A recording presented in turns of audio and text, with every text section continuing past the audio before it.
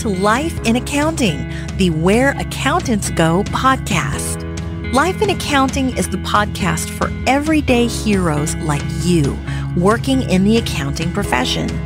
Are you ready to hear from accounting influencers, thought leaders, visionaries, and other professionals leading change in the accounting world?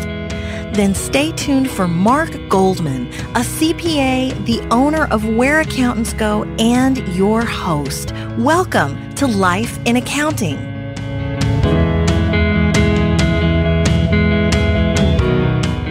You know, all the accounting and finance background that I've had, it really does help in lots of aspects of your career, whether it's politics, whether it's business, whether it's the corporate boardroom. Those skill sets are very, very important.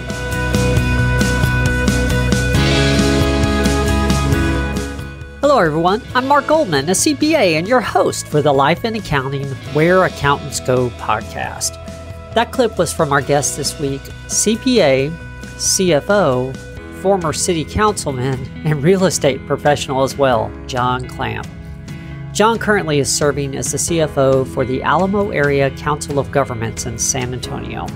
However, in addition to getting more information about a day in his life as CFO, I wanted to delve into his background in real estate from earlier on in his career, and also his time spent serving as city councilman for 2 terms, or 6 years. You'll hear it in the interview, but John really opened up and shared some good detail on all those experiences. He's definitely had an exciting career, going from effectively a staff accountant to CFO, but it's really the journey that he took that's so interesting. Definitely not the quote-unquote typical path.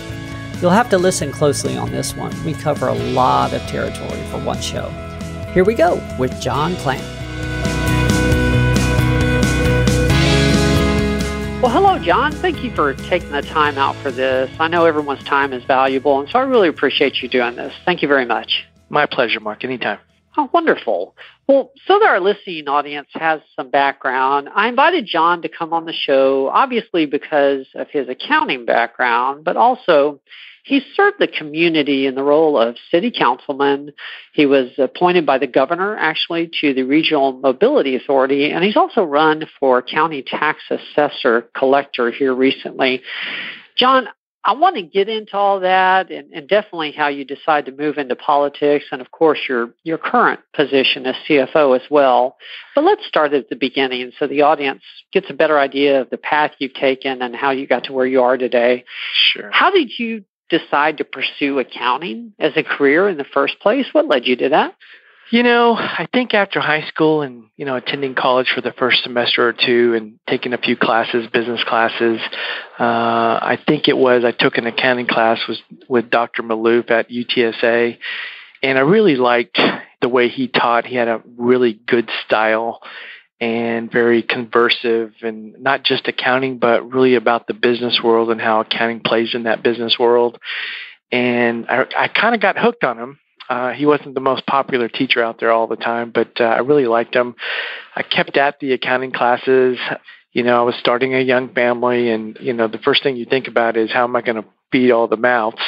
So accounting seemed like a very logical pathway to get a good, stable job and feed the family. So taking accounting courses, really enjoying it, being a part of the business school and learning that really the foundation of business, I think, was really appealing to me. And it's really proved rewarding for at least my career. Okay. So you pretty much started as an accounting major then. Yes, I did. I got my degree in accounting and didn't love all my accounting classes, but I really, really enjoyed it. I went to do various career objectives, and every step of the way, accounting has been a really key part of that. You can't overstate the importance of accounting in business in no matter what you do. You could be on the finance staff or program staff or administrator, but you have to always work with budgets and numbers and those kinds of things. And the more prepared you are for that, I think the better your career is going to be. So it served me quite well. I'm very happy about it. Okay. Wonderful. Well, what was your first job out of college? My first job kind of dovetails with part of my career, but I worked part-time for a real estate developer, Robert Callaway Corporation. And I got to know about really interesting accounting because back in those days, everybody was going bankrupt and doing deferred interest and capitalized leases and all this fun stuff. So I was learning accounting from the bottom up. And I started there in I think it was 84, and stayed there till about 86, and really learned about real estate, the financial side, of course, but I really started to pique my interest about being on the real estate side back then, about becoming a broker, an agent, and making deals happen. That seemed to me where all the fun was. Accounting's stable and it's consistent, and it's a great job, great career. But to me, the fun was really in making the deal. So I'm kind of glad I started working at Robert Callaway, and they taught me a lot. I never, later on, obviously, I became a broker and some things. But being in the real estate business, no matter what you're doing, is always exciting. And then after Robert Callaway, I started working at San Antonio Savings Association. I was in their corporate real estate department. That was about 6 to 9 months, I believe. Stayed there for a little while. They were, if you remember, San Antonio Savings didn't survive. And if I remember, the market crash happened in October of 87. And things just weren't going very well. And then I was very fortunate to start my real estate career at USAA. And that was back in January of 88. So your first position at USAA, was it, I guess, what kind of role in real estate was it? Just real estate, just a pure real estate accountant back in January of 88. Yeah, I thought it was the best job ever, making $28,000 a year. I thought this was great. I'm loving it, flying high. This is good stuff. I remember my first raise when I was it was like $32,000. I said, oh man, I'm going to be just doing gangbusters here. I don't know how anybody's surprised on that anymore, but USA provided a really great career. Started with a real estate company, worked at La Cantera Development Company. They built the golf course in Fiesta, Texas. So that was fun in my career, to be an accountant and be a part of that type of development. And of course, having deep pockets like USAA, it's always interesting to take care of the membership and do investments and all the real estate that happens with USAA. It really is a good company to learn from. So I kept my real estate itch going at USAA. And then after, 4, 5, 6 years, I transferred over to the real estate corporate tax department, try to do something new. That wasn't my forte, I will tell you that. I did sales tax inquiries, federal tax inquiries, those kinds of things, but that is definitely not my style. So I got out of that pretty quickly. And then I went back to corporate finance, and one of the more memorable parts of my career was working in corporate finance under General Robles, the former president of USA. He was CFO at that time, and I really learned a lot from him on politics and finance and accounting and things like that. And I didn't even know it at the time, but he was a really great mentor and leader, and I really enjoyed serving him in corporate finance. Okay. And it looks like you ended up moving on from USAA and starting a business? Yeah.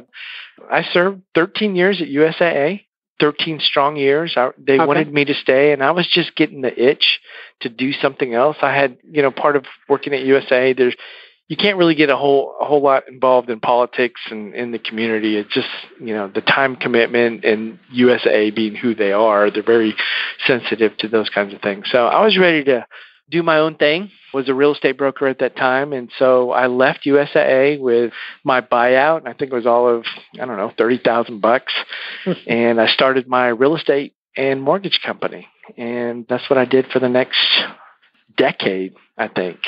And it was a really good move. I left USAA. USAA is a great company, but it's very insular, and everything happens at USAA, and all the things you learn there really are very helpful in starting a business and being part of the community and making connections and just being an entrepreneur. They teach you a lot over there. So I didn't even look for a job. I went and found an office, signed a lease, and I was in the business.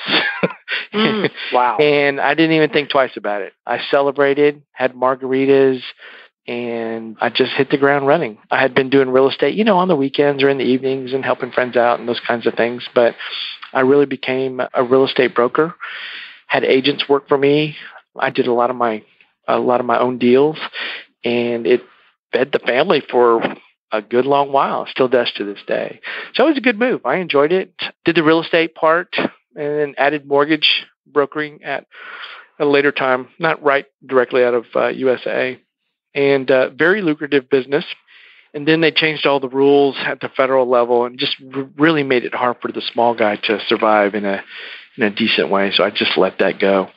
So right now I just still, to this day, have a small real estate company, and I do family business, and that's about it. I mean, I don't do a whole lot of real estate anymore these days, but it's a good fallback career if I ever need it again. It's always good to have something else. It's like a CPA designation. It's like, I can always do tax returns or bookkeeping or something like that. But it's been very good to me and the family, and to, my cousins and aunts and uncles and business associates. I really enjoy it. It's been good. Wonderful. Yeah, people that aren't from this area wouldn't know, but choosing to leave USAA at that time to go start a business from scratch would be seen by many people as a very risky maneuver, because it was known as one of the most stable companies in South Texas. Just make a career there. You can't describe it any better. It was risky at the time, but I think for me it was the right decision. I was real antsy, and I was really kind of getting bored of doing the same thing 13 years, accounting and finance, and I just thought there was more out there in the world, and I knew there was. I had been involved in several other ventures in the city, whether it was volunteering on boards and commissions or even in my own neighborhood and those kinds of things. There's so much that a person can do out in the world. It's amazing. I even started one time, you didn't even know this. I sold aviation fuel at one point in time after I left USA, a small general aviation airport out in Zool, Texas, and I sold aviation fuel. It was the most fun I ever had in my life. And the point is, you can do anything you want to do. I mean, I went out there to buy some more real estate and rent hangars for airplanes, and I ended up selling fuel.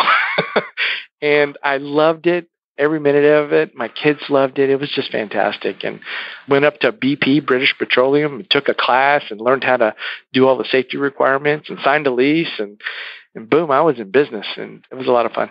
Oh my gosh. I thought you were just talking about brokering a deal. No, I mean, you can do brokerage, and then you can do all kinds of other stuff. So, but yeah, all kinds of good stuff going on. So, okay. So when did you decide to get involved with city council and pursue that, and why? Yeah, why? Why is a very good question. And unless you've really done it and kind of understand it, it's really a calling.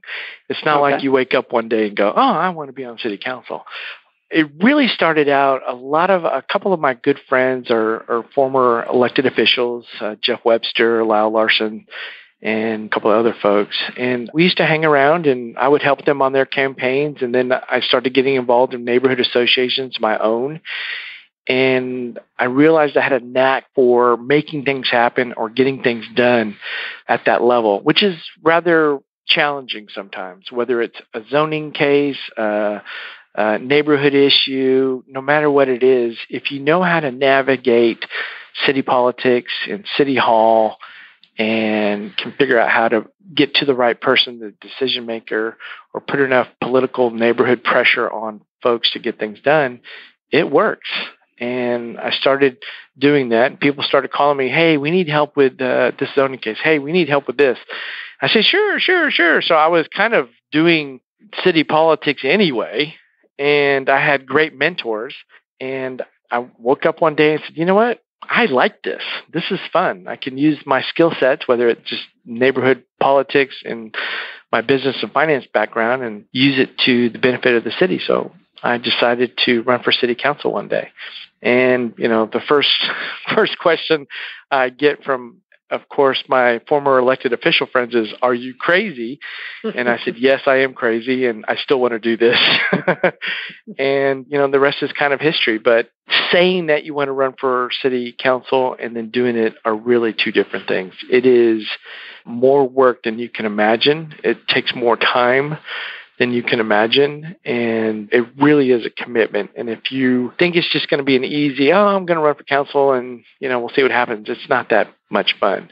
But if you really put your thinking cap on, get a good base of support, you do it for the right reasons, and that's, ultimately serving the public, no matter who it is, I think everything comes together and you have a happy political career if you're successful in winning an election. And it was really an exciting time for me when I ran for city council, but it really is a 24/7 job. How long is the election cycle for city council? I mean, are you working on that a couple of years in advance, or you could do it either the quick route where you just say, it's February or March of the current year when you're going to run an election, and say, I'll file for an election, or you can plan the previous year, which is what I suggest. So usually like the fall of before the year of the election, which is in odd years in the city of San Antonio, you start putting out feelers about, hey, I'm going to run for city council. And then you start garnering support. Hopefully you file a treasurer's report and you start collecting some money, doing a budget. There's the finance and accounting again, right? There you go. You start laying the groundwork. You start meeting with neighborhood leaders and business leaders and getting a campaign staff, if you can, up in place. And you start thinking about your platform. Why do you want to run? If you can't articulate why you want to run, then you probably shouldn't run. And, it's not just as simple as printing signs and doing T-shirts and having a platform. You've got to put all the pieces of the pie together. And that's connecting with the public, debates, block walking, knocking on doors, and talking to actual voters. I mean, it was fun for me. I loved knocking on doors and talking to folks. Because city council is kind of seen as the first touch of government.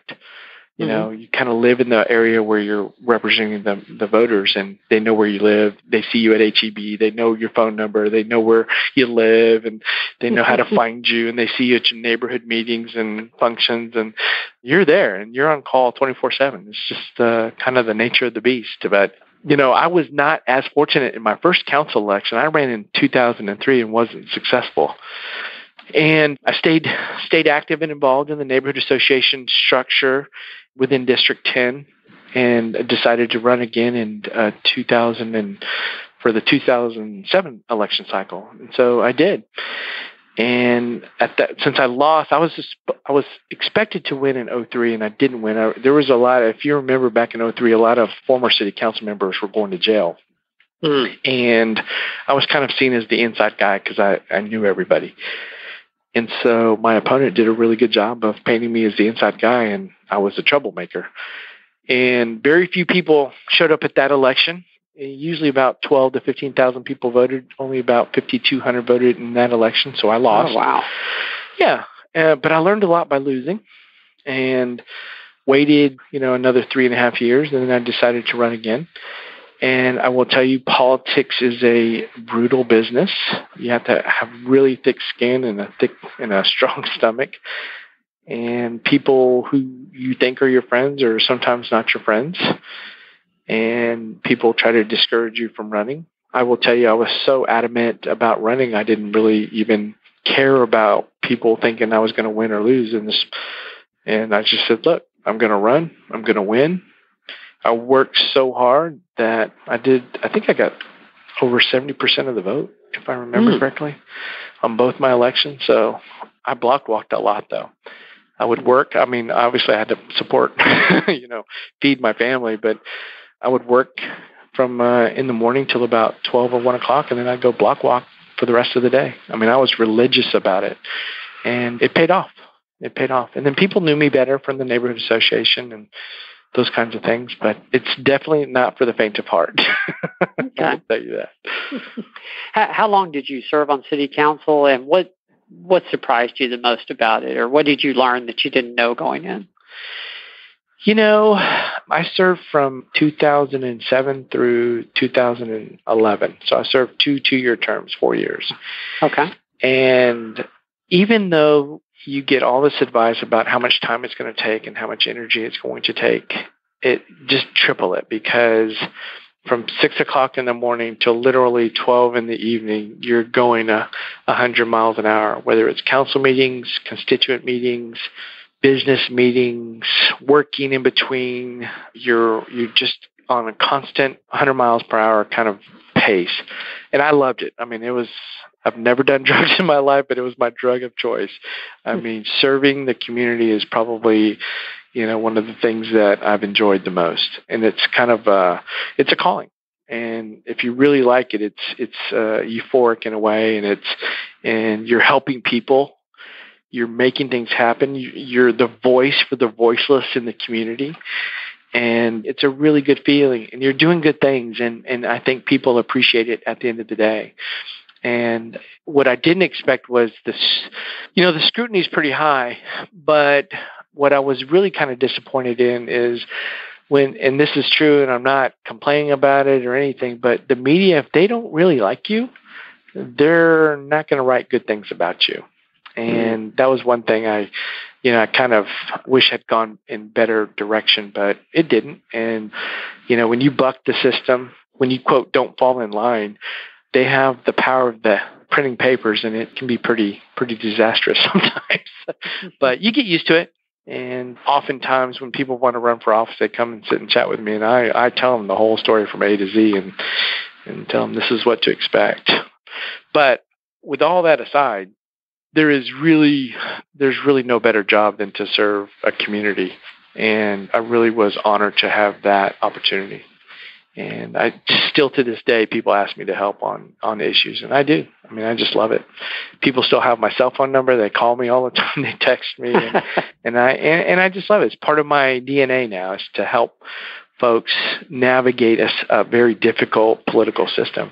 I take it as firsthand knowledge, and people they just don't understand the complexities of city, county, state, federal government. They just want to get things done, and good elected officials figure out how to make it easy for constituents to remain happy in their homes.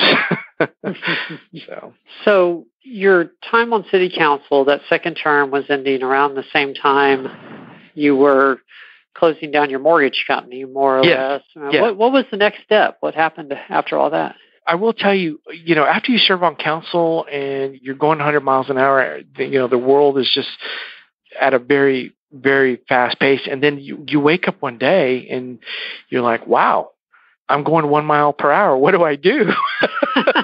It's like, wow, I don't know what to do. I got all this time on my hands. Usually when you're going 100 miles an hour, you're doing 100 things a day. And then you stop and you go, oh, I don't even have a lunch date. Oh, I have this one deal. And things really slow down. And I said, man, I got bored really quickly. So I go, you know what? I think I'm just going to relax a little bit, shut down the mortgage business. I still did some real estate deals, and I actually had a little bit of fun in the oil boom back in the day, back in the 2010 to 13 or whenever it was. We did some real estate deals in South Texas, and that was fun. But shut down the mortgage business. I said, you know what? I think I'm ready to do something else. As you can tell by now, I get excited for new challenges. So I was fortunate enough to have the Hotel and Lodging Association executive director position come open, and I applied for that. In fact, I applied for it, and I think the same day, the Texas Hotel Lodging Association president gave me a call, and I went up the next day for an interview. Wow. And it happened that fast. I mean, the Hotel Association here was looking really more to how do we become better partners in the community? How do we have more exposure? How do we get things done? Those kinds of things. And it was part accounting and finance and part community service, and it was a really good fit. I loved being hotel executive director, hotel lodging executive director. I never got used to the valet parking, but I miss it today. That was a joke. Yeah. Really? But, and I will tell you, my first board meeting, this was incredible. We had wine and cheese and hors d'oeuvres at our first board meeting. I said, you know what? This is going to be good. This is going to be good. So I served there for 3 years. And I think one of the major accomplishments there really was, without going into a lot of detail, was really taking the Convention and Visitors Bureau private. So now they are Visit San Antonio. So there was some politics with that. There was some strategy with that, and we made that happen. And the Mayor Taylor did a fantastic job of moving that along. And that was probably one of the highlights of me serving as executive director for the Hotel and Lodging Association. So, okay, wonderful. Yeah. That flew by. That was like almost 3-year term. So that was good. Oh, really? Oh, yeah. Yes. I was thinking it was much shorter. I didn't realize. Yeah. Wow. It was almost 3 years. Yeah. Okay. So, where does the governor's appointment to the Mobility Authority come in and your campaign for? Well, after I got off council, I kind of laid low. We didn't talk about it, but I did run for county tax assessor sometime in 2011. I think the election was in 2012. I was not successful in that election. Running a county race is much more entailed than a city council race. But I was not successful, and so I said, well, I'll just keep doing something else. And about that time, I was asked if I wanted to serve as chairman of the RMA. And I said, no, I really wasn't interested. I just kind of wanted to decompress and just figure out what my next move was. And then that was probably, I'd say, midsummer or something like that. And then I wound up getting the executive director job at the Hotel and Lodging Association. So I got that under my belt. And then I was at Jim's on Blanco and 410 one day, and I saw Commissioner Wolf, and goes, hey, are you still interested in serving as the RMA chair? And I said, sure. And the rest is history. Wow. Okay. So there were some candidates that didn't really want to be in the public eye or have any controversy. And I said, well, you're going to have controversy serving as the chair of the RMA, the tolling authority for the region. I said, that's not going to come without any political heat. So I said, yeah, I'd love to do it. So went up, met with the governor's staff, met with the governor, and went through a Senate confirmation process and was confirmed as the chairman of the Regional Mobility Authority. And the Regional Mobility Authority is anything to do with transport. If it moves, whether it's an airplane, whether it's vehicles, whether it's bridges or subways or trains, anything, the RMA can have a touch on it. And they're really a powerful organization, even a little bit more powerful than TxDOT. And so I didn't even know all that when I said, yes, I'll be chairman. Just said, sure, I'll do it. I'll serve. And they're doing quite well now. They issued some bonds and they're building regional mobility projects. So they're moving forward too. And I really enjoyed serving as the governor's appointee. I had to resign from that position when I became the CFO for ACOG. So I had to let that go, and I still to this day wish I didn't have to. But a paying job is always good. Yes. Serving as chairman of the RMA just didn't pay the bills. So, but me, I enjoy serving the public in any way I can do that. I always do. But that's kind of how being RMA chair came about. Okay. Yeah. I didn't realize that the campaign for tax assessor collector was that long ago. For some reason, I was thinking it was more recent. Time flies. No, it was way back then. And I will tell you too, I kind of went through it quickly, but there's a little bit of politics when you become an appointee of the governor. And without a whole lot of detail, let's just say it was interesting. But I loved it. It was good. I have to ask, because you didn't win your first shot at city council, and then your second one you did. Have you thought about rerunning for the county tax assessor collector? No, I have Second not. time's a charm. Yeah, at this point, I'm really thrilled being at ACOG. There's so much that we are doing to move the organization forward and get some new leadership in and change processes and look at our grant funding and what we can do in the future. I really do enjoy every minute of it. So right now I'm happy. I when I was on city council, you don't get paid. So I enjoy getting a paycheck and paying the bills, and that's always good. But it's not out of my system. When I retire from ACOG, I do have plans to serve the public in another position of some sort, maybe state rep or something like that. But that's, 8 years down the line. Yeah, I guess I hadn't thought about that. So really, this position, the CFO role you're in now, is the first paid position, not counting being self-employed, since USAA. Yeah, pretty much. Yes, absolutely. It's nice to have a paycheck, John. Yeah, I mean, that was, I left USA in, I think it was 2001. And my first paid position was, I think, in 2013 with the Hotel Lodging Association. Actually, Hotel Lodging Association. Okay. Yeah. So, I survived. I don't know how I did that. Usually when you tell people you left USAA voluntarily, they look at you like, what? So, but there's so many things to do out in the world. It was worth it. It was worth it. Wonderful. Well, tell us about ACOG, which for people that aren't from this area, it's the Alamo Area Council of Governments. Tell us what you guys do and what your role there comprises. Oddly enough, it's really all about community service again. And we are funded through federal and state grants, and we kind of do the things that people know get done, but they don't know who does it. And so we provide services for the IDD community, intellectually development disability community. We're the AAA, the Area Agency on Aging, so we provide services to seniors and veterans. We have a transportation company, so we're like the VIA in the rural community. So ACOG serves an area of Bexar County and some surrounding 12 counties. So we have buses that pick up individuals that need to go to the medical visits, dialysis, shopping, whatever. If you think about the rural areas, they do not have a consistent, always transportation system. So we're building that system as we speak. So we do that. We also have a law enforcement academy, probably one of the best in the state. So if you can't get into SAPD or Houston or Dallas, one of the top 3 in Texas, but you still want to be a peace officer, you're most likely going to go through ACOG's Law Enforcement Academy. And it's really a fine facility off of Wetmore Road.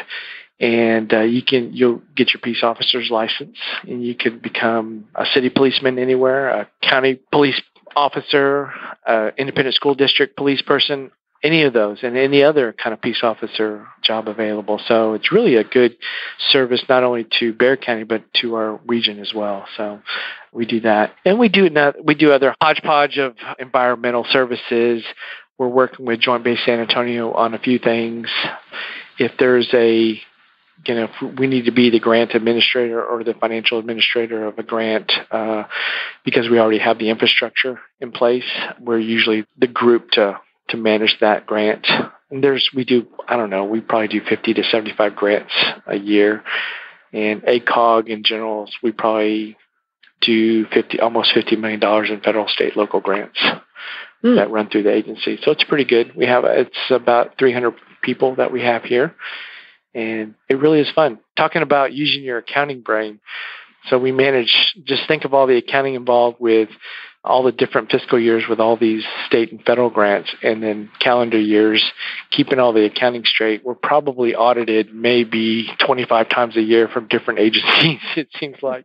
So there's always an auditor here. There's tremendous amount of accounting and finance work involved, but I absolutely enjoy it. Wonderful, wonderful. Well, before I get to the final questions I ask every podcast guest, I have one more question. And sure. I started phrasing this a little differently because, you've had a wonderful career. And, on some levels, I'm sure there's nothing you would change, that it's went well. But if you could go back in time and give your younger self a piece of advice, what would that be? I think... And I wouldn't change anything. Everything's really been wonderful for me. I think go to school earlier or, advanced degrees earlier. The only one thing I didn't do was maybe go to law school or, something like that.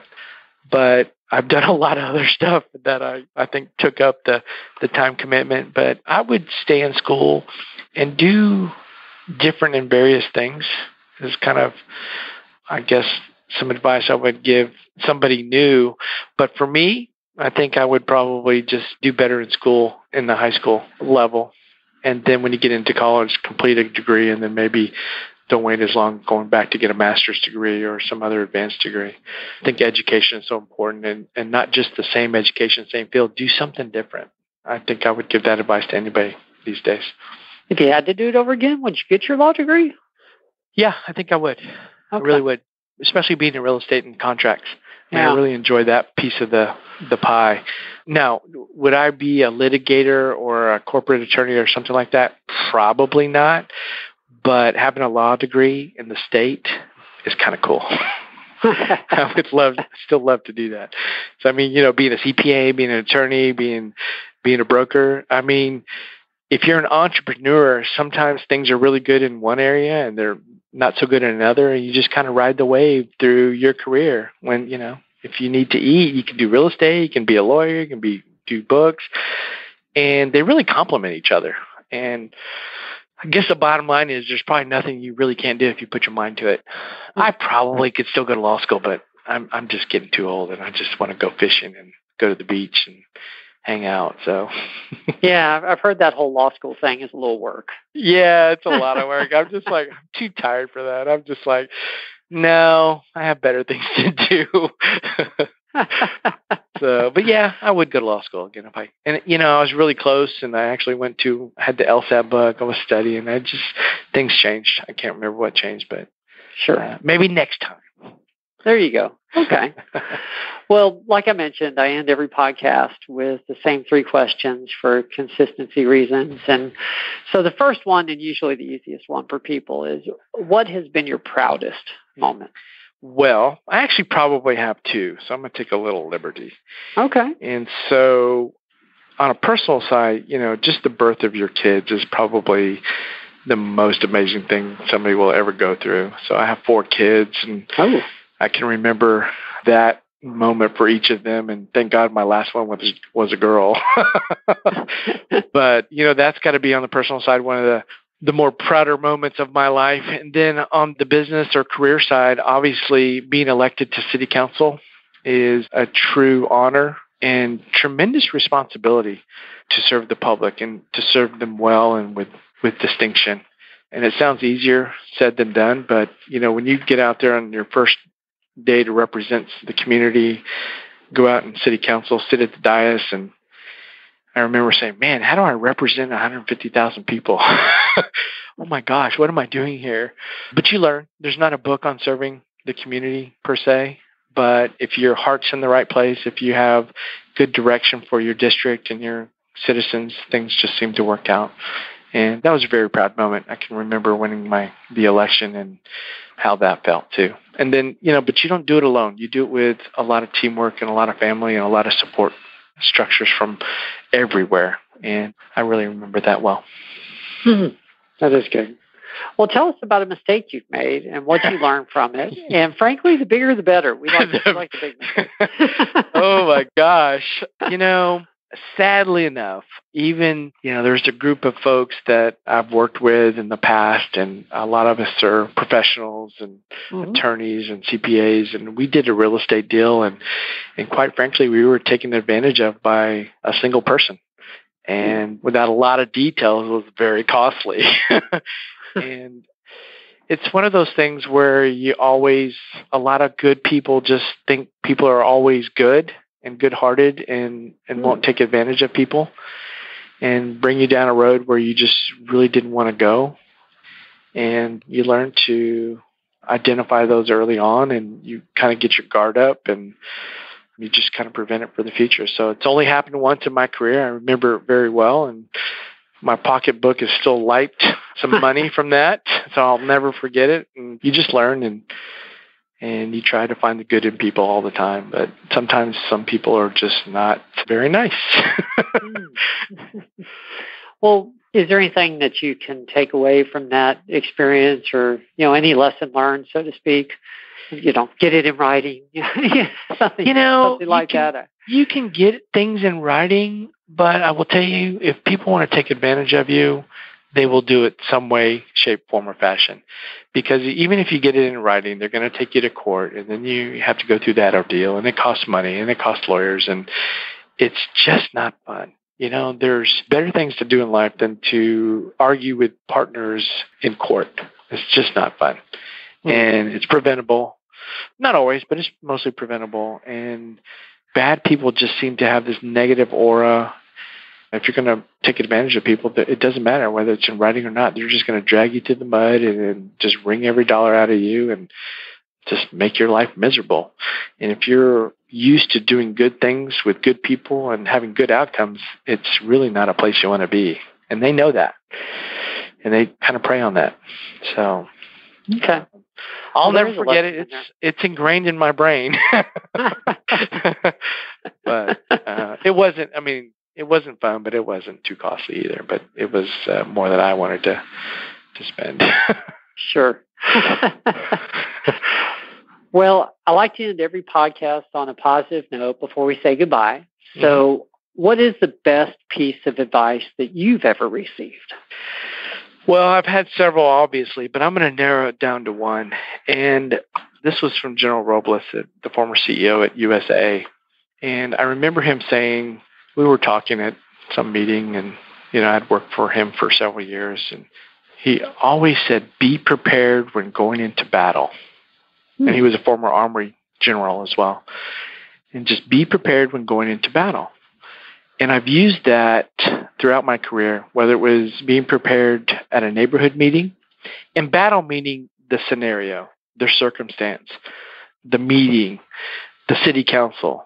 Wherever you go, be prepared, work harder than the next guy, know what's going on, know what questions to ask, know how to get what you want in a good way, know how to anticipate, know what your opponents are going to do, and be ready. And I've taken that piece of advice. It has served me very well. You're not always going to be the winner, but you can also be a graceful loser. You can be dignified in losing, and it's always better to win, though, trust me. But I've used it, and it really has served me well. And I try to use that in just about everything I do. And you cannot be over-prepared, but you certainly can be underprepared. And I think when that mindset really gets into you, I think life is better on certain things. So I've always been appreciative of General Robles and that lesson and all the lessons that he and many others have provided me. And it's funny to this day, and I know some business associates, we swap kids per se. Their kids are going to school or high school or college or whatever, and we always trade stories and advice with kids on growing up and school and careers and things like that. So I still spread the word, at least from my perspective, on good advice. There you go. Well, that be prepared when going into battle, that was good preparation for all those campaigns. Oh, it was. It really is. And, I lost the first battle, won the second battle, I lost another election, but I'm very confident if I win another one, I'll be just as blessed. So, but it's served me very well. Very, wonderful. Very well. Well, that's a good positive note to end this on. Thank you so much. You've given us a lot of insight into politics, and like I mentioned to you beforehand, we haven't had very many people from that world that were accountants, on the show. So this has been very beneficial, and I really appreciate how open you were about the mistake as well, because hey, I know that's not easy. It's not easy, but it's over, and I learned a lot from that. So that's why they call it experience. But yeah, going back to that, be prepared for battle. I will tell you on a really kind of a interesting note is that all the accounting and finance background that I've had, it really does help in lots of aspects of your career, whether it's politics, whether it's business, whether it's the corporate boardroom. Those skill sets are very, very important. So, yes, wonderful. Well, thank you again. I really appreciate it. I hope you have a great summer. I will have a great summer. I'm going fishing again, hopefully soon. So thank you so much. Anytime. Well, that was John Clamp, former city councilman for San Antonio and currently the CFO for Alamo Area Council of Governments. I can tell you from our pre-podcast conversations, John really does hold General Joe Robles from his time at USAA in high regards. It didn't surprise me at all when he credited the best advice he has ever received to General Robles. I hope you enjoyed this episode of Life in Accounting, the Where Accountants Go podcast. Please visit us online as well at www.whereaccountantsgo.com for the full show notes on this and all our previous episodes of the Life in Accounting podcast. I hope you have a wonderful week. Thank you so much again for joining us. There's more to come.